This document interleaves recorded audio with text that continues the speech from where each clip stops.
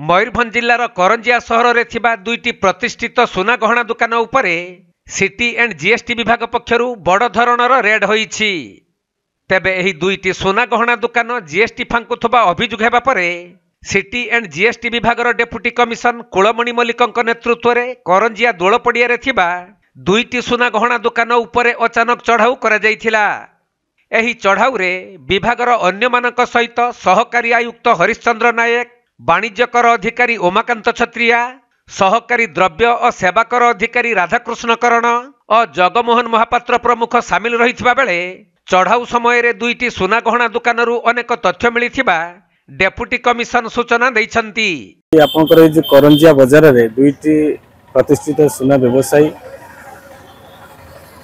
राजकुमार भूत एवं पवन कुमार भूत जो दुईटा दुकान अच्छी आप देखुं हरिओम ज्वेलर्स, हरिशिव ज्वेलर्स तांकर बहु पूर्वर ये दुईटी व्यावसायिक प्रतिष्ठान उपरे स्थानीय लोक मानकर अभियोग थिला जीएसटी फांकीर ताकू आधार करी बारिपदा एनफोर्समेंट यूनिट 5 जन ऑफिसर को नहीं एक दुई टिकिया टीम फॉर्मेशन कराइथिला एवं पुलिस सहायता रे आज आम इन्स्पेक्शन जारी रही। इन्स्पेक्शन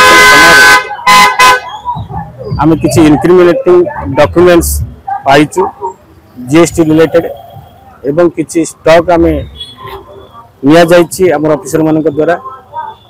तेणु जहाँ प्राथमिक आकलन जना पड़ी निहाती किसी जीएसटी फांकी आवास आसूची। तेणु यार सविशेष तदंत नहला पर्यंत आम सठिक जीएसटी विभाजन कौन तथ्य आपण उपस्थापन करने असंभव।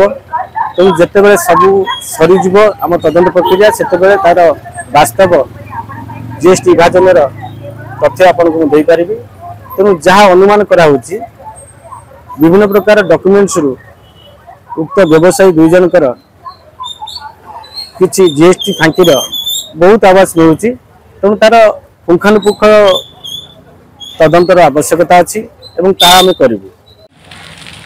मयूरभंज जिला करंजिया सचिदानंद पलई रिपोर्ट, कोणार्क लाइव।